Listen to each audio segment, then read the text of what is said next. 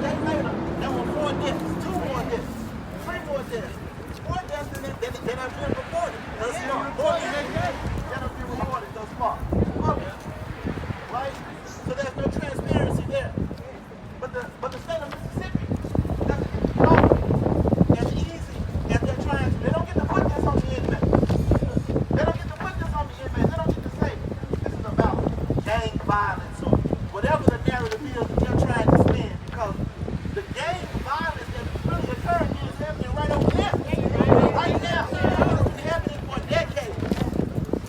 Disregard, ignore, and truly forgetting about a people.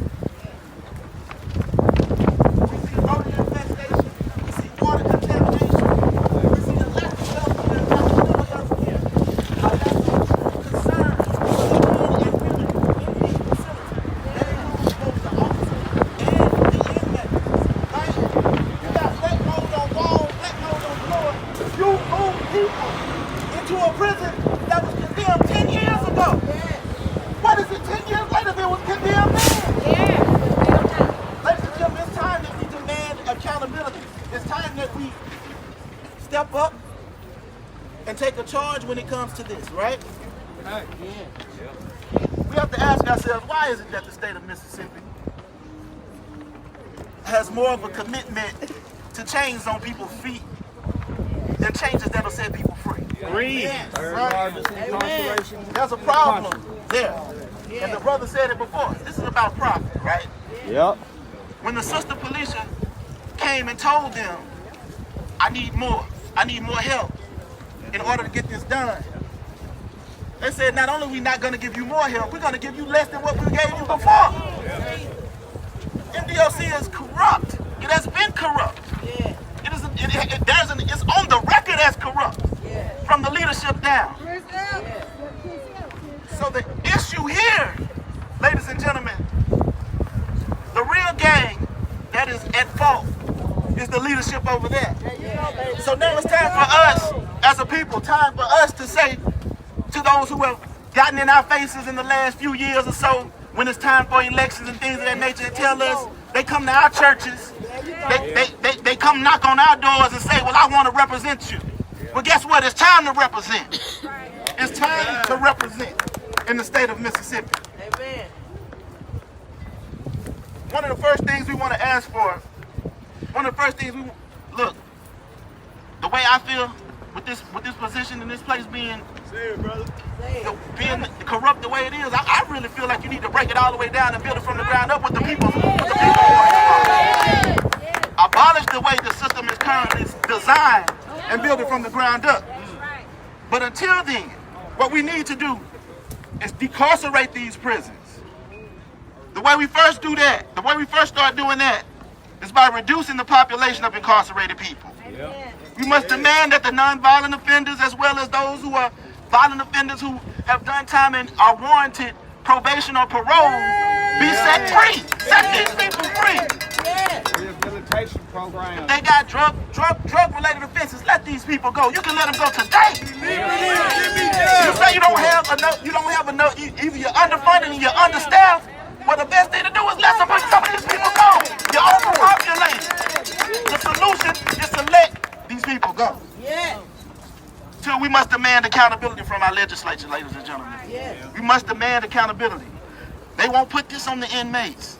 They can't put this on the inmates. Again, as the brother Benny said, and as the brother that just spoke said, you can't put nobody in conditions like this and expect them to behave in a manner that is going to be reasonable. Right. You put brothers and sisters in homes, in open pits, and you tell them to survive the best way that they know how. Survive for a pack of noodles. That's what you tell these brothers and sisters. We gotta hold them accountable for that. That accountability must come in the form of real and tangible change. We must break it down and build it back up again, ladies and gentlemen. It must have our voices involved in the process. It must have those who are suffering, truly suffering, who know the experience of this, involved in the process. We've never had the opportunity to be included in that. We must demand that they remove inmates from Unit 32. Remove inmates from Unit 32. And we know Unit 29 ain't far behind that. Right? We don't just need humane conditions in the prisons that exist.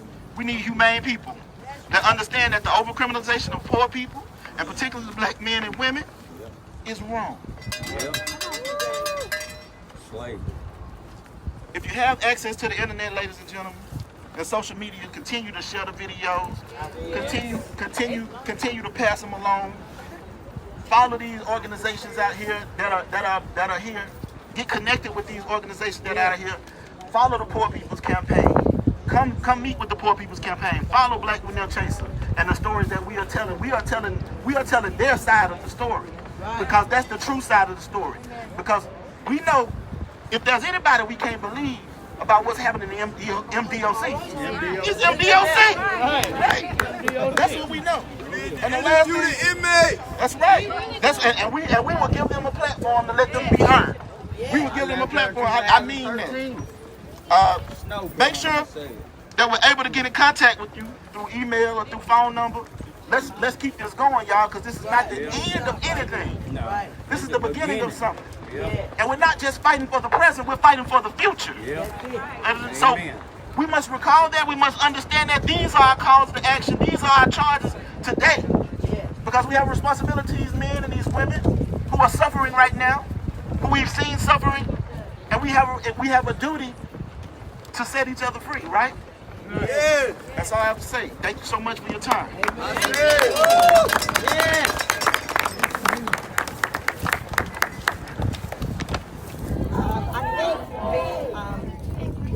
The exposure that has gone on inside of the prison will be the driving force for the change. I wouldn't say per se this rally. It started with the inmates speaking out and crying out. And so they're the ones who will take credit for the change that's to take place within MDOC. Anything else you want to say? Anything I missed? No. Appreciate your time. Thank you.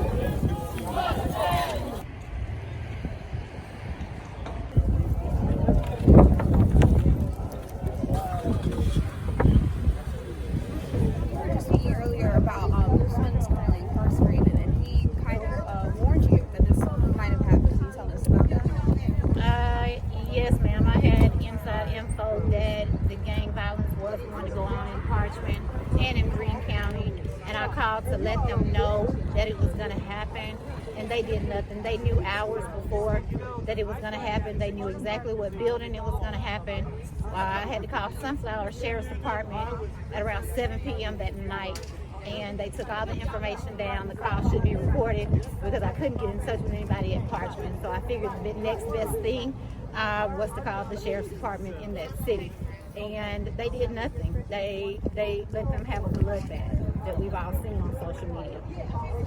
And you're not the only one. We're hearing a lot of stories about people that try to reach out, do the right thing, call the right people. Yes. Why do you think it still went down the way it did?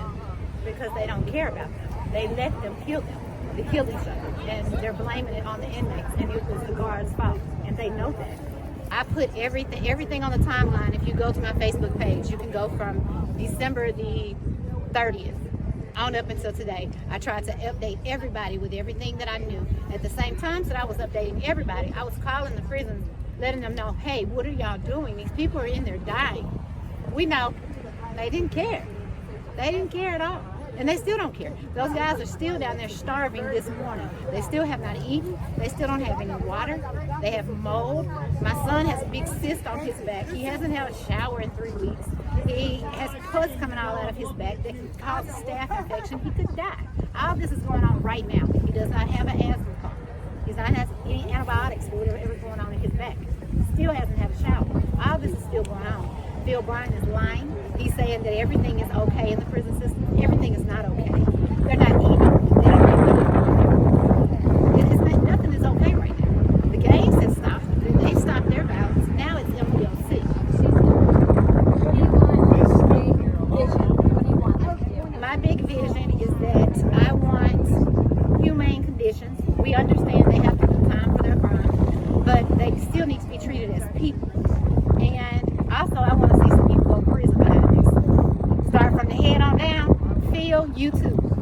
The head on down. We want all you allowed it to happen. You know what's going on. You know what's been happening for years. And then you put these prisoners in Unit 32 that has been condemned for 10 years. You should be ashamed of yourself. Your mother should be ashamed of you. Period. What did they tell you when you called and tipped them off about this? Oh, they said okay. Like I was telling them I was about to deliver some groceries or something. Okay. I even called MDLC to ask them that we as citizens need to start them a food bank because they act like they can't afford it, but they can put a $5,000 bounty on somebody's head and get enough police to go catch him. But y'all couldn't get enough police in there to stop these men from dying? Are you serious? So what's more important to you? Do you think the images that we've all seen on floating on social media, the rallies, do you think this is going to be the push that brings us forward? I certainly hope so, but if anything, it's going to expose MDLC and the demons that work for them. It's going to expose them, and I'm going to keep exposing because you can't keep cell phones out because you have corrupt guards and you have corrupt wardens. You have all that. It's corruption all through the state of Mississippi. Anything else you want to add to that I missed? Appreciate your time. Thank you. What are we here for? Justice! What are we here for? Justice! When do we want it? Now! When do we want it? Now! What are we here for? Justice! When do we want it? Now! What are we here for? Justice! When do we want it? Now! Sophia Bride, what do we want? Justice! Sophia Bride, what do we want? Justice! The Tate Reeves, what do we want? Justice! The police are hard, what do we want? Justice!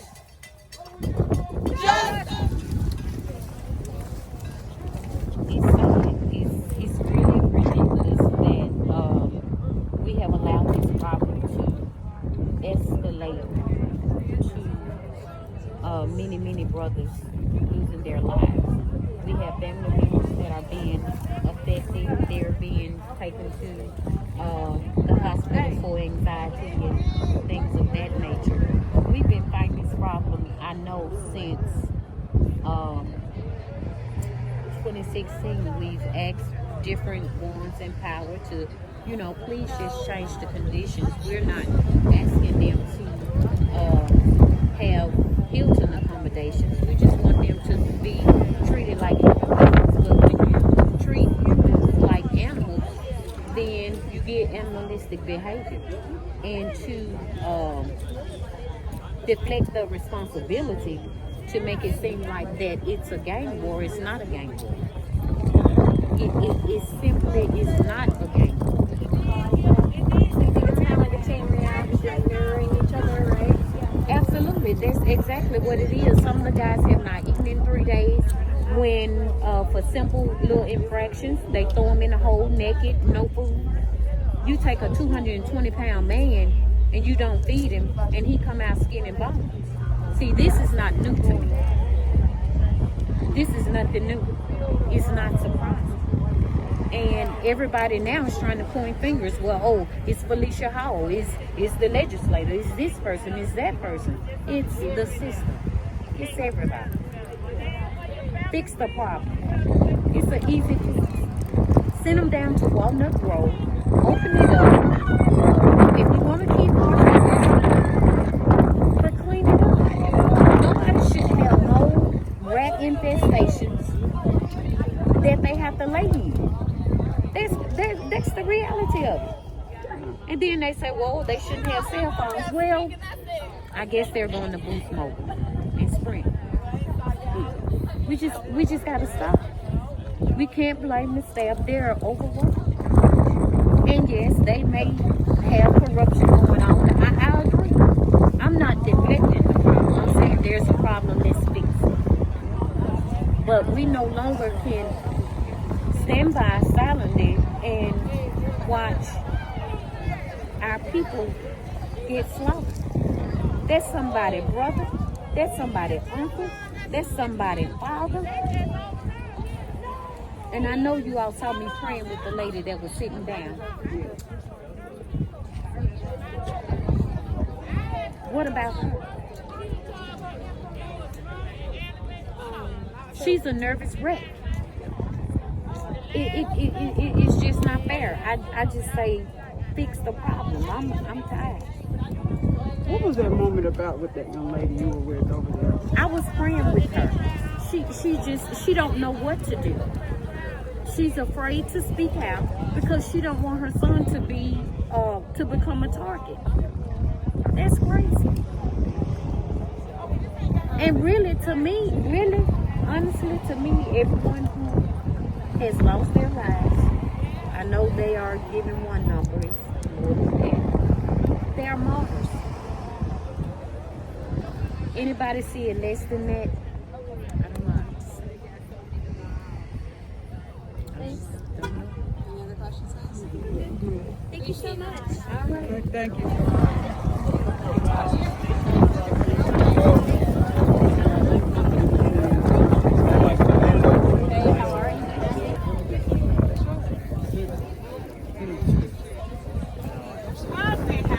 When we get ready.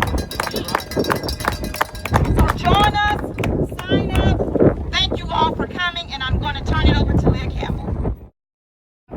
So when you share things on social media, I want you to use hashtag MS Prison Reform Now. Okay? Hashtag MS Prison Reform Now. I'm going to say that one more time. Hashtag MS Prison Reform Now. Also,